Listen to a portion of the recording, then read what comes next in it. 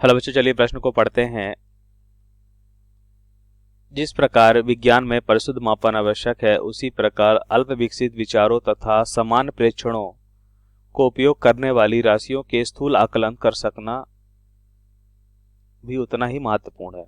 उन उपायों को सोचिए जिसके द्वारा आप निम्नलिखित का अनुमान लगा सकते हैं। जहां अनुमान लगाना कठिन है, वहां राशि की ऊपरी सीमा पता लगाने का प्रयास कीजिए। किसी हाथी का द्रव्यमान। तो अब ध्यान से देखिए, इस प्रश्न को समझने के लिए सबसे पहले प्रश्न की मुख्य अवधारणा को समझेंगे। मुख्य अवधारणा। तो अगर हम यहाँ पे सबसे पहले समझते हैं मापन क्या होता है, तो हम यहाँ पे लिखते हैं कि भौतिकी में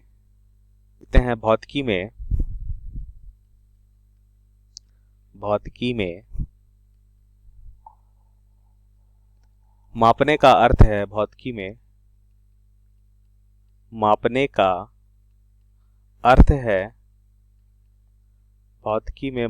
अर्थ है किसी पूर्व निश्चित निर्देश राशि से तुलना करना।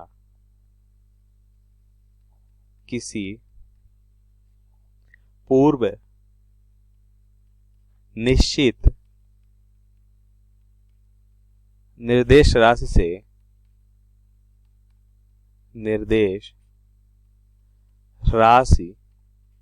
से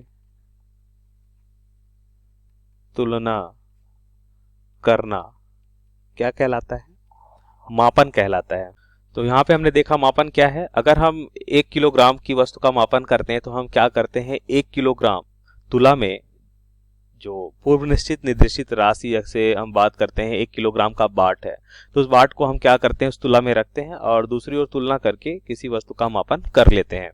तो यही कहलाता है मापन। अब हम यहाँ पे प्रश्नानुसार उत्तर को समझें तो हाथी का द्रव्यमान कैसे हम निकाल सकते हैं। देखिए, तो एक तो तरीका यह होता है कि अगर हम धर्म कांटा मतलब यहाँ पे तुला से है, धर्म कांटा का उपयोग करके हम क्या करते हैं, हाथी को इस धर्म कांटा में खड़ा करके हाथी का द्रव्यमान ज्ञात कर से। धर्म कांटा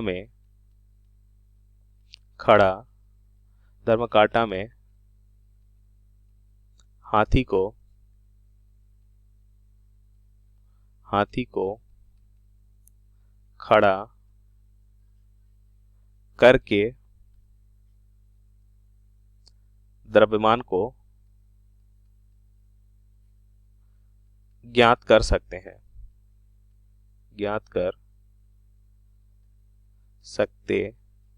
हैं। दूसरा क्या तरीका है, तैरने का सिद्धांत या आर्किमिडीज का सिद्धांत। यहाँ पे लिखते हैं आर्किमिडीज सिद्धांत से भी हाथी का द्रव्यमान ज्ञात कर सकते हैं। आर्किमिडीज सिद्धांत,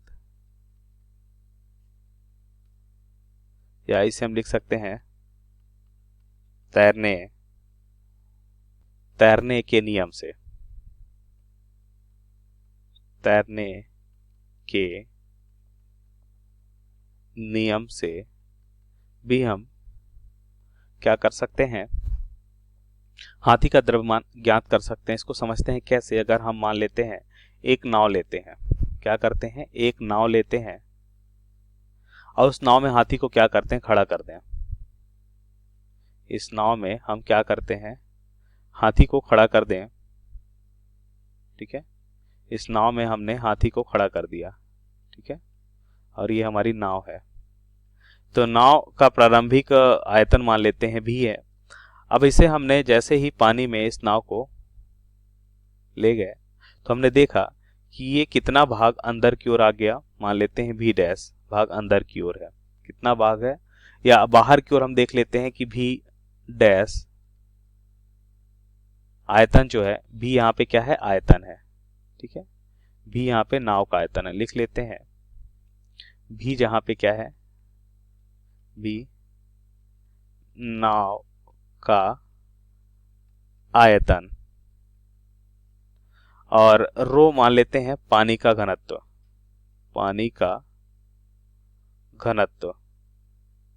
तो अब ध्यान से देखिए, भी डैश कौन सा आयतन है, जो भाग पानी के ऊपर है उस वाले भाग का आयतन हो गया। तो आर्किमिडीज सिद्धांत से हम जानते हैं कि किसी वस्तु का भार जो होता है वो क्या होता है, वस्तु द्वारा हटाए गए द्रव्य के भार के बराबर होता है। तो आर्किमिडीज सिद्धांत से हम यहाँ पे लिख सकते हैं कि वस्तु का भार, इसका मतलब हाथी का भार, ठीक है, वस्तु का भार वस्तु द्वारा हटाए गए द्रव्य के भार के बराबर होता है। वस्तु द्वारा हटाए गए